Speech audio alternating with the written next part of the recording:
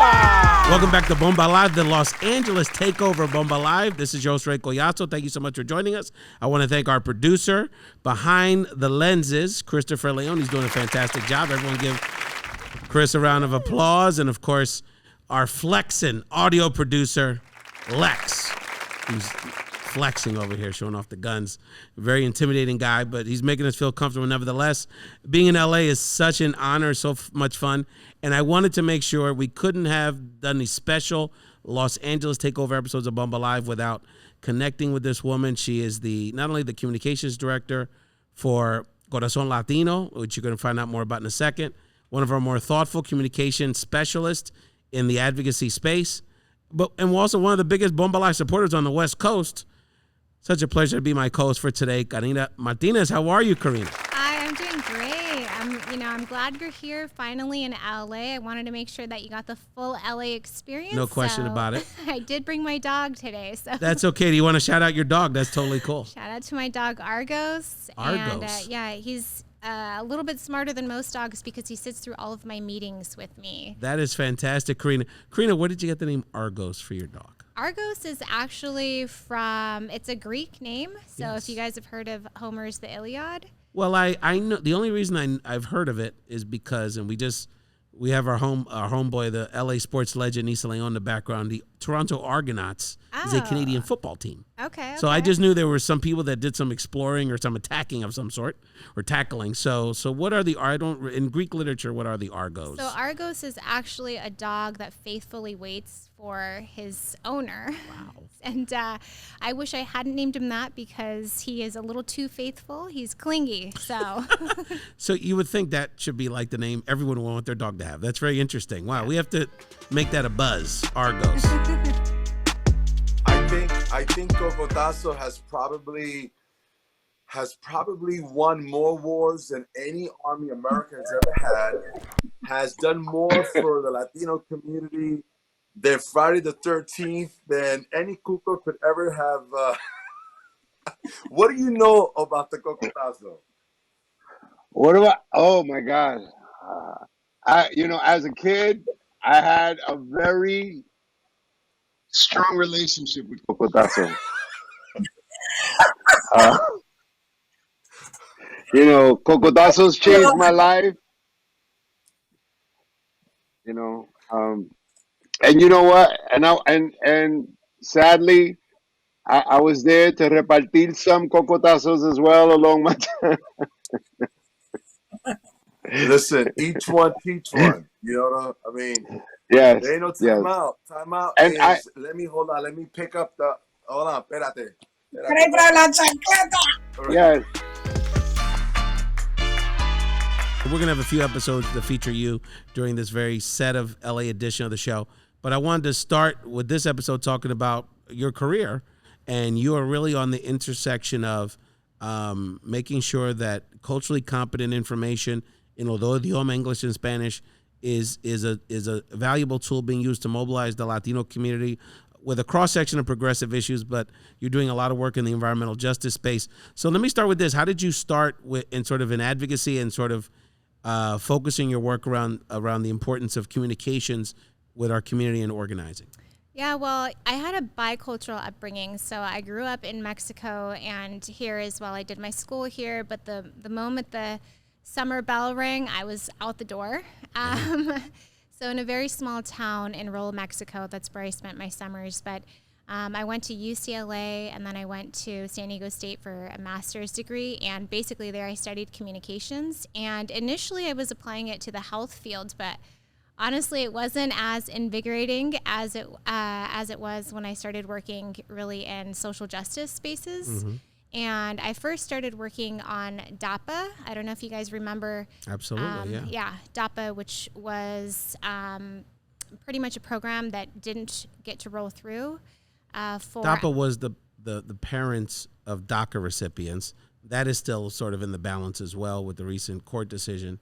And that part of that particular Obama executive actually got struck down by the courts fairly quickly in the process, right? Right. So I was basically overseeing the communications for all of the biggest national nonprofit Latino orgs to put forth the information about what was in this program, who qualified, and we never expected it to be shut down, really. And so it was one of my biggest and best learning experiences to be ready for everything.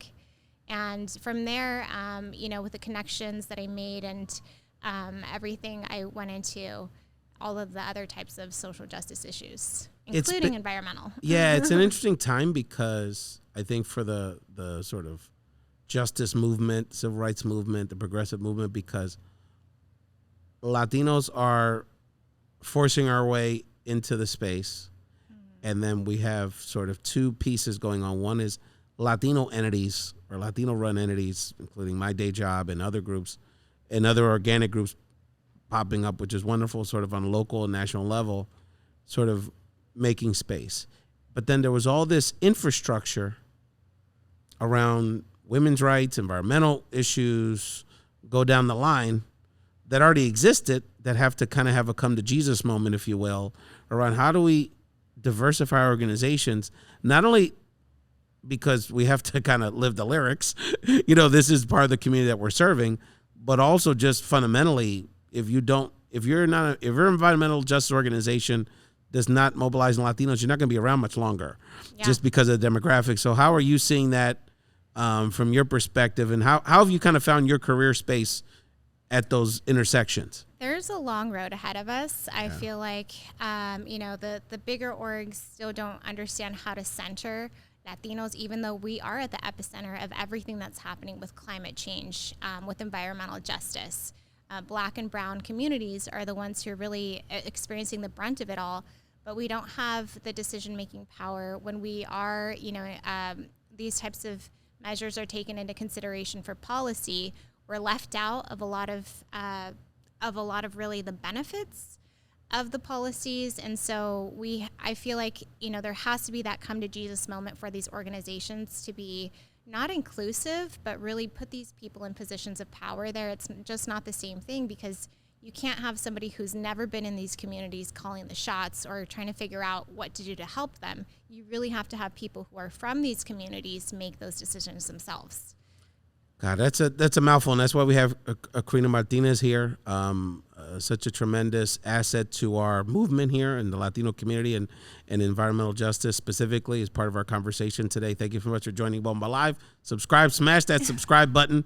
I always find that's a little a little aggressive, but anyway, subscribe to Bomba Live and find us on social media. But Karina, wow, there's so much there. So one of the things you said before we get into sort of the diversification of the movement is that the devil is in the details as it relates to policies. So one small example is we just got a policy win as it relates to healthcare with IRA that just passed in the Senate. One of the provisions was, capping insulin costs for seniors. That's a wonderful thing. And obviously that disproportionately impacts Latino seniors because, we're disproportionately impacted by diabetes, but our community is much younger. So proportionally, that helps white people more because white people tend to be the older folks. So whereas, and we've done a lot of studies around this, that prescription drugs is a multi-generational issue in our community. Doesn't matter if you're 25, 37, 62, the majority of, a lot of us are in need of using prescription drugs, and most of us that do rely on multiple ones. So there's a culturally competent dynamic to, in this case, drug policy that is falling short with this latest passage. And that happens in all of these conversations and all of these issues. And so the immigration issue is so hypocritical in our country. I tell people I live at a construction site. We just moved into a development. We were the fourth house that was finished out of 72. So I literally live at a construction site for the last year. Mm-hmm. And, it's comical because you literally could not build any of these homes without Latino labor. That the person that did the drywall in my house were two Latinas construction workers. So the intersection, the importance of immigrants in our economy for it to survive day to day. We wouldn't be able to eat without immigrants and essential workers, regardless of their status during COVID. But then we demonize them, and neither party really has the political will to do anything about it. So that being said, as it relates to the diversification of the progressive movement, so what have you found, and how have you found your space in that dynamic?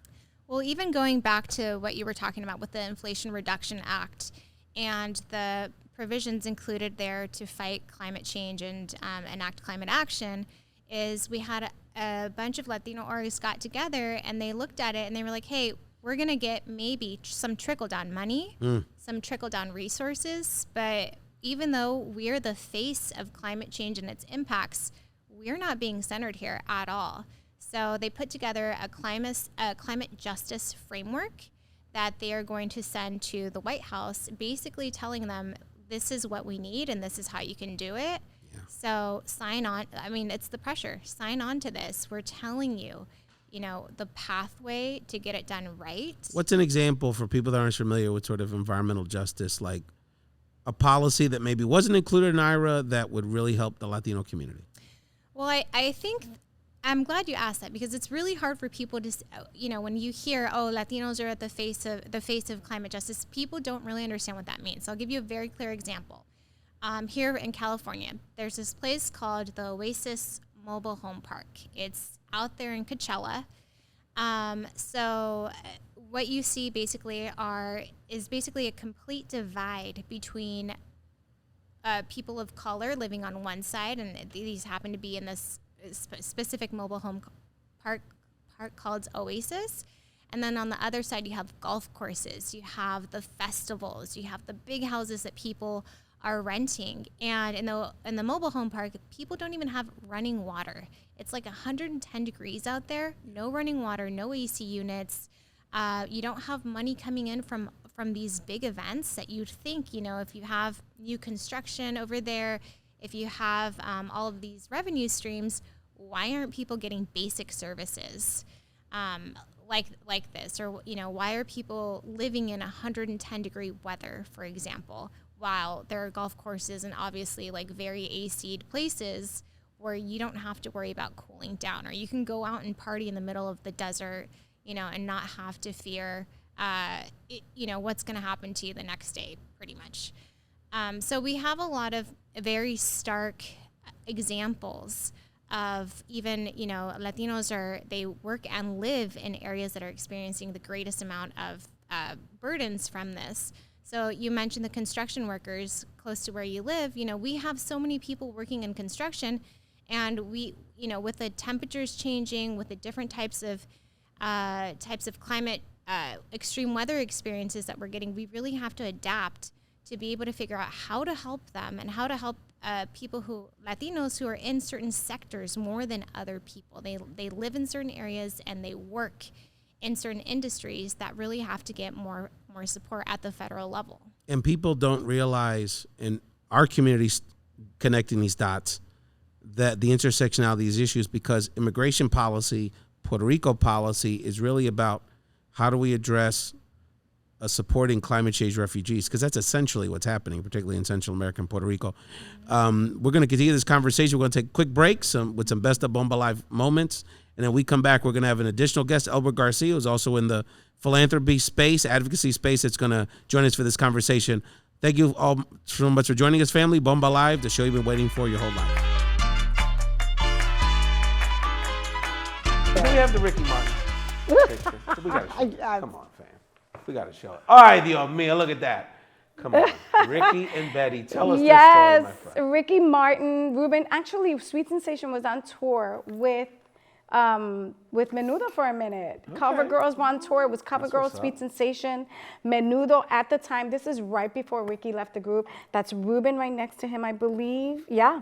So, we had so much fun being on tour with Menudo. Now, meanwhile, talk about surreal. I was 14 years old with my best friend from across the street, Sonia, scoping out all the hotels that Menudo was in, because I was a big Menudo fan. I love Menudo. I still love Menudo. I can sit here and be like, Súbete a mi moto. I know all the songs. I have belt buckles and I have the jackets, and I loved Miguel from Menudo, was my favorite until I fell in love with Johnny. So I know all about the Menudo stuff. To be on tour with Menudo after your teenage years of loving them, that was something else. Welcome back to the LA Takeover, Bomba Live. Thank you so much for joining us. Bomba Live, the show you've been waiting for your entire life. Thank you so much for joining us. You know, we didn't quite have the budget to fly Betty D from the East Coast, and she's probably performing someplace in El Paso or Ontario, California, somewhere exciting. But we certainly have a great LA co-host today, Karina Martinez. Karina, welcome back to Bomba Live. Hi there. I'm here with my dog Argos too. Yes, Argos in the house, my man. The real LA experience. There's no question about it. And I know some of y'all wondering. You see in one of my Dominican compadres in the background say, "Hold on, I thought they were in Los Angeles," but just the way luck and life would have it, my man, my compadre, my East Boone coon, Elbert Garcia is in LA. You're in the house. You know, Dominicans are always following the Puerto Ricans, so what? You know, there's no better way to be. Your out wife here in would LA, appreciate you know? that comment, brother. So it's such a great synergy here because Elbert, as a communications director, please name. I don't want to mess up the name of the So organization. I work for the National Committee for Responsive Philanthropy, Okay. NCRP. We're based out in D.C. We're an advocacy organization really pushing philanthropy and nonprofits both together, but also more importantly, pushing funders to fund the causes that we need them to cause at the right levels and with the right people. So we have two comms directors on the cutting edge of this movement. So Elbert, give us a sense of your thoughts, your reflections on the first part of this conversation. Well, I think it's important that, you know, that we see, you know, for all the good things that IRA had, right? I think, you know, as Karina said, you know, there are some things that it left out. And I think more importantly, you know, it gave some money to the fossil fuel industry that quite rightfully they don't need it, and it's not good for our planet. But the other reality that we also see in the government space is that it really didn't give a lot of money to our frontline groups, those impacted communities who are doing great work, who know what they're doing, and are the front lines of trying to get us to a better world, right? And so we see those same mistakes happening in philanthropy as well, right? And so I think, you know, one of the things that we're trying to push our funders, and there's a bunch of different really good environmental funders like the Chorus Foundation, who's just really trying to kind of do right by folks, but still making sure that the right money gets to folks. And we have we've got really great indigenous communities and leaders who know about the land, who know about our traditional ways of trying to take care of Mother Earth and water, right? And so really trying to get those groups the money that they need to scale up and to do the things that they need to do to keep us safe. Seems like Karina, Elbert's got to find you a check for Corazon Latino. So with your role there, I know that what Elbert's talking about resonates for sure. 100%. And, you know, I also have a weekly podcast going on called Green Table Talk with Black Millennials for Flint. So we basically talk about Black and Brown issues together. And that was last week during the Congressional Black Caucus. One of the main themes that came up was all this trickle-down money. We don't want money filtered through white organizations coming down to Black and Brown communities who know how to change the game.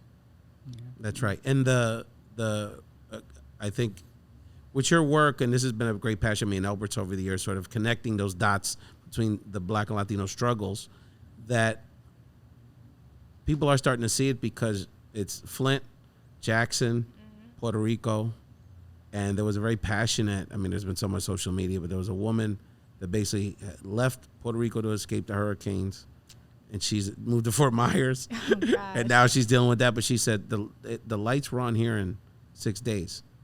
If I lived in Puerto Rico 3-4 weeks later, still not on. Like, what's the difference? And the environmental racism in our infrastructure around these issues is so real. So what kind of advocacy work have you found has been effective connecting with our community with Corazon Latino? You know, we work also with Puerto Rico, and with this latest hurricane that just hit, people don't have water still in some areas. They're still saying, you know, the electricity is in and out. It's unreliable in the sense that, okay, sure, we have it back, but it's not even enough to put the AC on for kids at our schools. So there's a disconnect between, you know, saying that the power is working or this or that is working and then actually being reliable enough for people to live their daily lives. That's right. And people just, it's hard for us to really fathom how not having your electricity unnecessarily for 2 weeks, 3 weeks plus, just impacts people's life or death, obviously, the elderly community and people that medical equipment they need to survive, but also just, I mean, their quality of life. It's just unbelievable. And the fact that we just, as a society, just accept it. Like, why is this still acceptable that Puerto Rico or Jackson, Mississippi, and we don't have the resources to address it quicker than we are? And it's just, the racism is just so in our face. And that's why when people say, well, why do you worry about things, Ray, like the names of sports teams or, certain things that appear to some people like small. It's like when you normalize racism in any form, this is what happens. Someone like Trump was funny at some point 6-7 years ago, and now look where we're at, and the lies and the normalization of hate and unethics has led us to this point. Elbert, how are we getting the money to the right people, and then what's Latinos' role to play on the philanthropic side? Because one of the things that funders have thrown back to me over the years in the civic engagement space is, well, why don't Latinos give more to you guys? Well, so there's a lot there. I mean, there's a lot there. I mean, I think the truth of the matter is that like there is a lot of mutual aid that Latinos give, right, to each other. I mean, we see this every time when there's like, a hurricane. Yeah. We see it in Puerto Rico, right? I mean, like Puerto Ricans ain't waiting for foundations to give them money. They're doing now, right? Because the electricity is out now, right? People need food and water now. So people are doing that, right? So I think sometimes when we talk about, people sometimes I think confuse like charity and just donations and not really understanding that there's like a sector, there's an institution called philanthropy, right? And there's a whole bunch of folks who have money, some of which that money is, you can make the case that, a lot of it was gained with, exploitive ways, right? And people in terms of like, the robber barons, creating the, all these great foundations that there are, right? You know how many civic engagement donors there are, especially like in the Bay. Yeah. So man, the stories I hear about how they got their money and being like, housing, poverty pimps and housing and shorting the stock market and it's heavy, dog. So I think even just putting that aside, right? Yeah. Just put that on side. Yeah, I mean, there's definitely foundations who are trying to step up in the immediacy, right? Ford Foundation is working with Philanthropy Puerto Rico and a couple other folks on the ground to try to like push some money out there. Even since Maria, they've been trying to build an infrastructure around to that. Because the truth is that this climate crisis that we're living in is not a surprise, right? And maybe it's like on the 24-hour news cycle, it maybe comes as a quick surprise. But we know, first of all, especially having lived in Florida, hurricane season is from June to the end of October. Right, yeah. Every year has been for the last 100 years. You live in Arizona, you live in parts of California, right? You know it's real. Yeah, even in California, some of the fires and like those things are cyclical. We know the schedule. We have the schedule, right? So in some ways, to not invest in people infrastructure to prepare for these things is really I don't even know how to say it in English. Es un falta de respeto, right? Like it's just like because it's just disrespectful. It goes back to the underlying racism and all these conversations, because you'd have to empower us to do that. Like people say, well, how come, Ralph, if you look at the demographics of Texas, why is it still red? And I'm like, because the Democratic Party and progressive stakeholders would have, for a generation plus, would have to have invested and empower Latinos. And, yeah, I mean, it's just these questions are so ridiculous too. When our systems aren't set up to promote equality, like you guys are demanding more of us essentially to get out of this hole when the things aren't set up like that. And I love your response about, hey, we might give in different ways too. Like maybe we don't need that to take it off our taxes to get that tax credit. When we donate, maybe we give to people directly, or maybe we have different ways of spreading our money around, but it doesn't have to be to get that kickback. That's right. I had a great conversation with our one of the Uber drivers while I was out in LA, single mom, and what she was saying that she couldn't understand, especially living in a place like LA, was that there's so much wealth around, right? And there are so many people who have so little, who if you give them a blink of the eye, it's all, especially in the Latino community, uno siempre tiene un plato de comida, right? Like whatever, no matter how poor you were, where you walked into the house, uno tenía algo, you had it, right? If you had an extra shirt, you gave it away, right? Like this is like, we have a tradition, right, of being, of being kind to each other, right? And so for her, she was like, I can't understand how someone who has so much more money in some ways asks so many questions. And we sometimes see that in philanthropy. And there's been a lot of trying to change in some foundations in terms of like lessening the amount of paperwork or applications and things like that. But again, in many ways, nonprofit groups, not only who are on the ground doing the servicing of people, they can't afford to take out the time to fill out a 10-page, survey questionnaire, multifaceted, whatever, just to be like, to get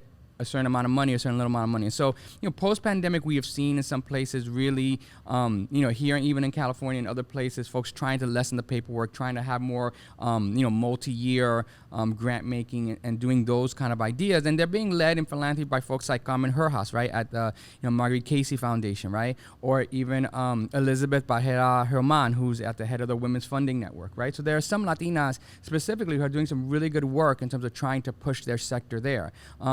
But the truth of the matter is, and even with folks like, you know, Ana over at Hispanics and Philanthropy, just not enough, right? And so part of the big push is to try to get more of us in there, and folks who have different experiences and different impacts, right? Like la experiencia de Karina y yo son diferentes, right? Like we just two different folks from different places of life, right? But the sector needs both of us. They can't saying choose between one of us. One of us is neither better than the other. In fact, it needs both of us. I want to, express my gratitude to the Clemente Family Foundation, Bomba Live, for giving me this honor. For mentioning me. I want to say to my fellow Puerto Ricans, man, we're going through some tough times, but we are resilient people. It seems like we can't catch a break, but, too much is given, much is expected to. We have been given a lot of resiliency, a lot of character, in our country. Nosotros los puertorriqueños estamos en todos lados, y en todos lados, everywhere we flourish. And we, make sure that everybody knows who we are. So, we stay together, stay strong. And we're going to get through this like we have gotten through everything else in our history. And it's going to make us stronger and better for the future. So, yo estoy con ustedes, los llevo en mi corazón. And bless you all, man. Thank you so much for this great honor.